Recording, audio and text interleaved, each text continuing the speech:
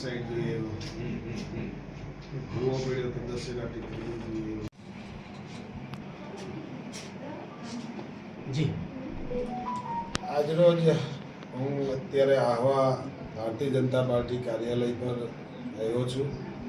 એની પાછળનું કારણ એક જ છે કે હું નવસારી મહાનગરના મેયર પદે બેઠા પછી ભૂતકાળમાં મેં ડાંગ જિલ્લામાં, તાપી જિલ્લામાં, સુરત જિલ્લામાં, વલસાડ જિલ્લામાં કામ કર્યું. એટલે સ્વાભાવિક છે કાર્યકર્તાઓની લાગણી હોય કે હું જ્યારે મેયર બનું ત્યારે મને શુભેચ્છા આપવા આવે.